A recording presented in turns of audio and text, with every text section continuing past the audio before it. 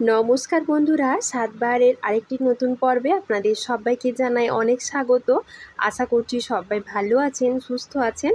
প্রতিদিনের মতো আজও একটা রেসিপি নিয়ে হাজির হয়ে গেছি, যেটা আমাদের শরীরের জন্য খুবই হেলদি আর যেটা খুব চটজলদি বানানো হয়ে যায়। বিশেষ করে যারা সুগার রোগী, যারা ভাত খেতে পারে না, তারা কিন্তু এই রেসিপিটা বানিয়ে খেতে পারে। দিনে দুবার করে খেলেও এটা কিন্তু কোনো অসুবিধে নেই।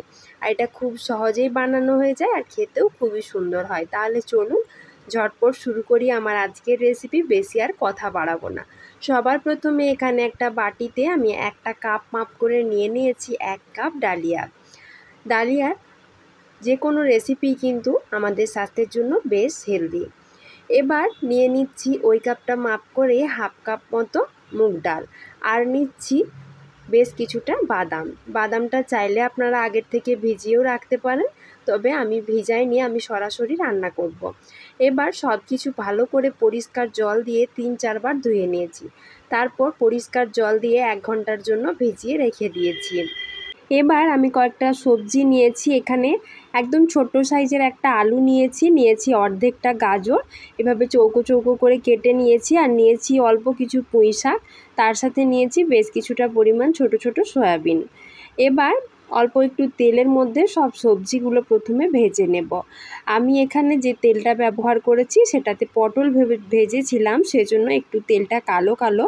কেউ উল্টোপাল্টা কোনো মন্তব্য করবেন না। দিয়ে সব কিছু ভালো করে একটু ভেজে নিচ্ছি।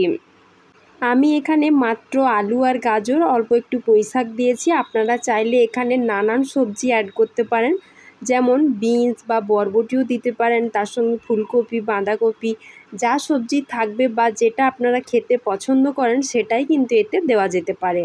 তবে আমি শুধুই মাত্র এখানে দিয়েছি সামান্য একটু আলু, আর গাজর দিচ্ছি সয়াবিনটা জলে ভিজিয়ে রেখে দিয়েছিলাম। এবার ভালো করে একটু জল ঝরিয়ে ভেজে নিয়েছি। এখন একটা প্রেসার কুকার নিয়েছি, তার মধ্যে ওই ভিজিয়ে রাখা ডালিয়াটা দিয়ে দিচ্ছি। আমি এটা প্রায় 1 ঘন্টা মতো ভিজিয়ে রেখেছিলাম। এবার এর মধ্যে আর বেশ কিছুটা পরিমাণ জল দিয়ে দিতে হবে, যেহেতু ডালিয়াটা সেদ্ধ হওয়ার পর অনেকটাই ফুলে উঠবে। আর তার মধ্যে যে ভেজে রেখেছিলাম সবজিগুলো, সেইগুলোও দিয়ে দিচ্ছি, তবে সয়াবিনটা এখন দেব না। আর দিয়ে দিচ্ছি বেশ কিছুটা পরিমাণ লবণ। তারপর ঢাকনাটা লাগিয়ে দিয়ে প্রেসার কুকারটা 2টো সিটিতে দিয়ে দেব। এটা আপনারা চাইলে কিন্তু প্রেসার কুকারে না বানিয়ে বা কড়াতে বা হাঁড়িতেও বানাতে পারেন, তবে আমি যেহেতু বললাম খুব চটজলদি বানিয়ে দেখাবো, তাই প্রেসার কুকারটা ইউজ করেছি। অন্যদিকে আমি একটা কড়াই বসিয়ে দিয়েছি, তাতে সামান্য পরিমাণ একটু তেল, আর তাতে দিয়ে দিয়েছি গোটা জিরে, আর দিয়ে দিয়েছি কয়েকটা কাঁচা লঙ্কা, একটা শুকনো লঙ্কা। সব কিছু ভালো করে ভাজা হয়ে গেলে দিয়েছি গ্রেট করে রাখা আদা। এবার দিয়ে দেব ছোট্ট সাইজের একটা টমেটো কুচি। টমেটোটা যাতে সহজেই গলে যায় সেজন্য সামান্য একটু লবণ দিয়ে দিচ্ছি। দিয়ে একটু সময় নিয়ে সব মশলাটা ভালো করে কষিয়ে নেব, যাতে মশলার কাঁচা গন্ধ একটুও না থাকে। আমি এখানে খুব সামান্য পরিমাণের তেল ইউজ করেছি, আপনারা চাইলে তেলের পরিমাণ একটু বাড়িয়েও দিতে পারেন। এবার দিয়ে দিচ্ছি 1 চামচ মতো হলুদের গুঁড়ো, আর দিয়েছি হাফ চামচ মতো জিরের গুঁড়ো, আর দিয়েছি হাফ চামচ মতো লঙ্কার গুঁড়ো। ব্যাস, এতে আর বেশি কিছু মশলা আমি ব্যবহার করব না। দিয়ে মশলাটা ভালো করে একটু কষিয়ে নিচ্ছি। মশলাটা যাতে পুড়ে না যায় সেজন্য সামান্য একটু জলও দিয়ে দিলাম।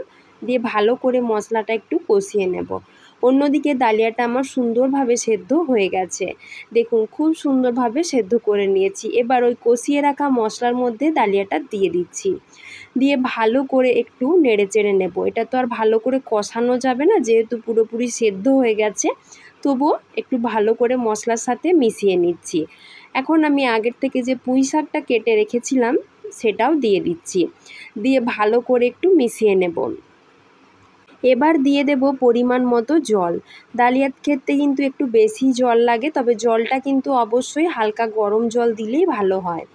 জলটা দিয়ে ভালো করে ডালিয়াটা জলের সাথে মিশিয়ে নিচ্ছি, না হলে ডালা ডালা মতন থেকে যাবে, তখন রান্নাটা খেতে একদম ভালো লাগবে না।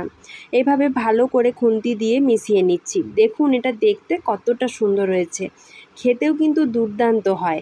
এবার আমি আগের থেকে যে সয়াবিনগুলো ভেজে তুলে রেখেছিলাম সেটা দিয়ে ভালো করে মিশিয়ে নিয়েছি। আমি 1 চিমটে চিনিও দিয়ে দিলাম, চাইলে এটা আপনারা স্কিপ করলেও করতে পারেন। আর যদি সুগার রুগীদের ক্ষেত্রে বানান তাহলে কিন্তু অবশ্যই চিনিটা স্কিপ করবেন। আর বেশিক্ষণ রান্না করার দরকার নেই। এবার দিয়ে দিচ্ছি অল্প একটু গরম মশলার গুঁড়ো, আর দিয়ে দেব সামান্য পরিমাণে একটু ঘি।